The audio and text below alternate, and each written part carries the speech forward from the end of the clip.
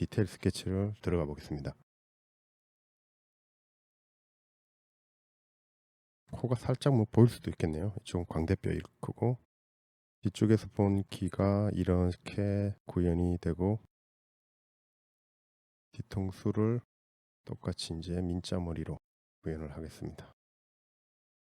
자, 승모근. 승모근은 시작되는 지점이 이 목 끝나는 부분이죠.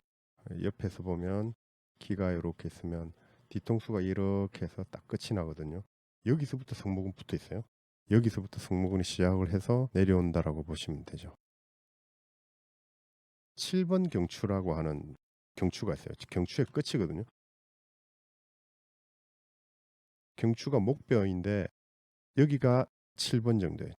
그래서 이쪽 부분이 승모근이 한 덩어리, 여기가 살짝 돌출 7번 경추예요. 여기가 승모근이 또 하나, 아래쪽 승모근이 이렇게 또 하나. 크게 이제 덩어리를 나누면은 이런 식으로 3개 정도로 나눠진다라고 생각하시면 됩니다.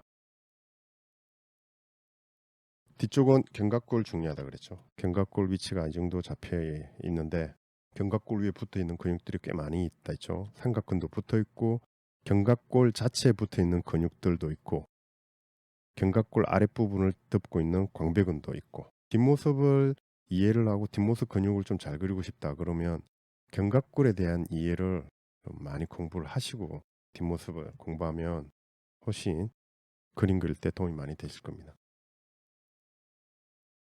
보면 삼각근 이쪽 부분이 이제 나중에 장두 삼두근 중에서 가장 큰 친구가 이 장두예요. 자, 이건 이제 외척두. 이쪽은 근육이 안 덮여 있댔죠. 팔꿈치. 그리고 외척상과 내척상과라고 하거든요. 상완골이 끝나는 부분이 상완골은 이렇게 T처럼 생겼어요. 그리고 여기 약간 홈이 있다 생각하시면 여기에 이제 척골이 붙어 있거든요. 몸 안쪽에 있는 요 포인트를 내척상과 바깥쪽에 있는 이 포인트를 외척상과 외. 그래서 근육들 이름들이 여기 아까 제가 외척두라 그랬죠. 이쪽으로 붙어 있어서 그런 거예요. 자, 그러면 이건 왜 장두예요? 내척두는 내척상과 쪽으로 붙거든요. 내척두를 다 덮고 있는 친구가 장두예요. 척골에서 쭉 내려와서 척골두가 있으면 이쪽에 나중에 새끼손가락이 나온다 있죠. 내척 상과 쪽에 또 바로 아래쪽에는 크게 근육이 있어요. 척척수근, 굴근. 제가 보고 있는 시야에서 가까운 쪽에 있는 근육들을 지금 먼저 그리고 그 다음에 뒤에 있는 애들을 그리는 순서입니다. 지신근이 붙어 있겠죠. 이쪽에 이제 상완 요골근과 장요척 수근신근 근육이 있을 겁니다.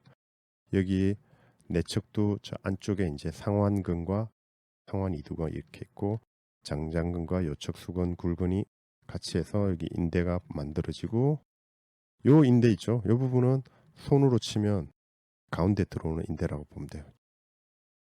이쪽은 이제 새끼손가락이 되죠. 실루엣만 대략적으로 잡아놓을게요. 팔 근육이 구현이 됐네요. 이쪽으로 다시 넘어와서 그 각은 소원근, 여기 대원근, 광배근, 견갑골의 실루엣을 약간 따라가는 느낌에서 이렇게 제가 구현을 했습니다.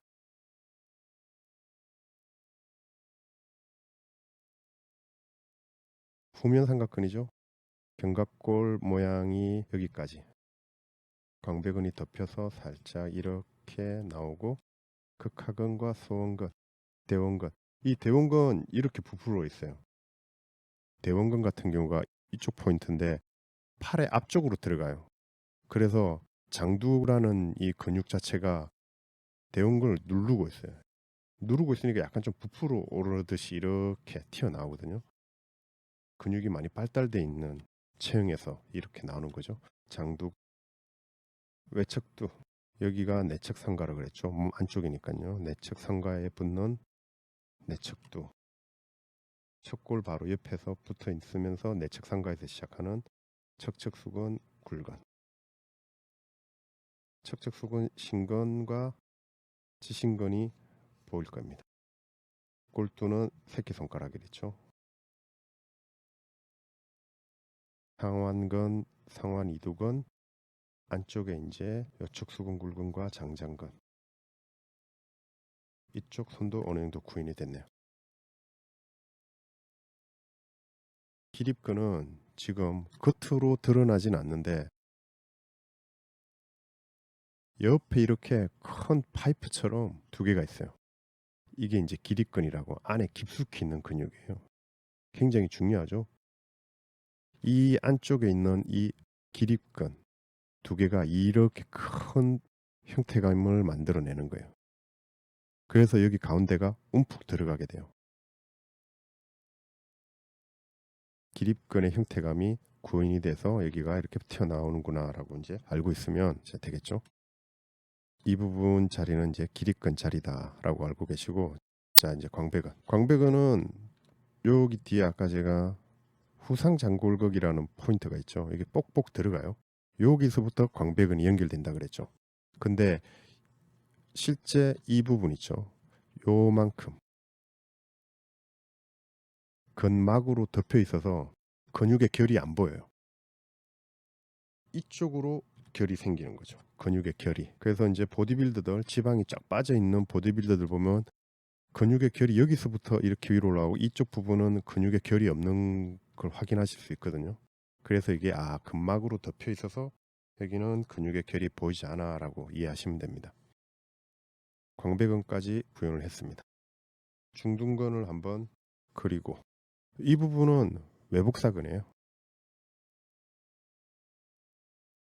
자, 여기가 이제 중둔근이 되고 여기가 이제 대퇴골두 자리예요. 대둔근 하나, 대둔근 두 번째, 밑에 엉덩이죠. 밑에 엉덩이 이 부분이 이쪽으로 해서 나중에 이제 바깥쪽에 외측 관근이 이렇게 크게 있고 그쪽으로 향해서 나중에 여기가 인대처럼 나온다. 이쪽 부위는 잘 드러난다 그랬죠. 자, 그리고 뒤에 반 갈라서 큰 덩어리. 자, 대퇴이두근, 반근, 양근.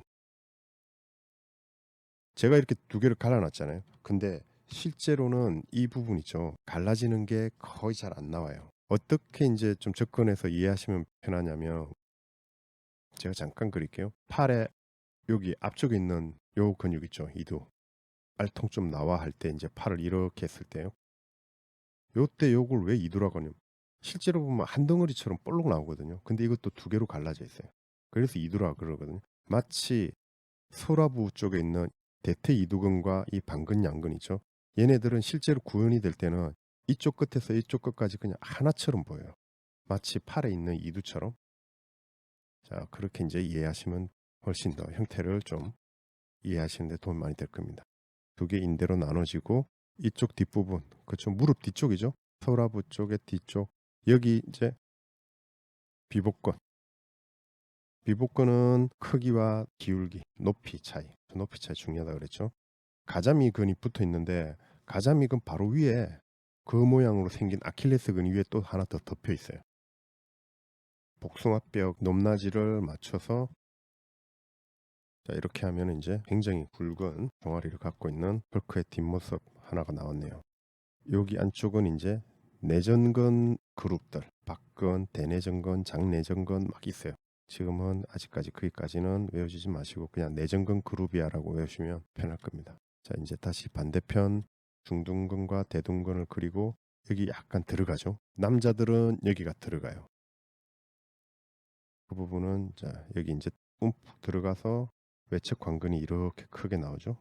내전근 요렇게 해서 이건 뭐가 된다? 이쪽에 와서 장경인대가 된다. 자, 이렇게 절반을 갈아서 바깥쪽 있는 친구죠. 이 친구 이름이 대퇴이두근이에요. 대퇴이두근 인대, 반근, 양근. 뒤에 이제 소라부, 여기서 비복근이 붙어서 나오죠. 이렇게 종아리 근육을 이 기울기 안으로 조금 더 많이 들어오고 안쪽은 거의 직선처럼 떨어진다 그랬죠. 바깥쪽에 안으로 많이 들어오고 안쪽은 조금 경사가 완만한 복숭아뼈 기울기 그쵸. 바깥쪽이 낮다. 이렇게 해서 이제 뒤쪽 발뒤꿈치를 그리고 발등과 이 부분을 이렇게 그리면은 뒷모습 어느 정도 구현이 됐네요. 자, 이쪽 팔 실루엣만 살짝 잡아 놓겠습니다. 이렇게 하면 이제 어느 정도의 형태감이 좀 나왔네요. 이 뒷모습 같은 경우에도 금방 큰 근육들 있죠. 승모근, 뭐 광배근, 그리고 견갑골에 붙어 있는 근육들.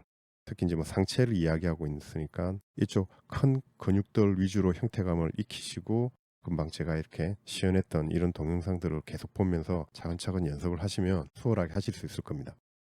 헐크의 뒷모습까지 드로잉하는 걸 이제 끝을 마쳤습니다. 앞, 옆, 뒷모습까지 많이 연습을 좀 하셔가지고 자연스럽고 정말 무게감 있는 헐크를 잘 그리실 수 있길 바랍니다. 이번 강의는 이렇게 해서 모두 마무리를 짓고, 다음 강의 때도 좀 더 재미난 내용과 재미난 그림으로 또 한번 찾아뵙겠습니다.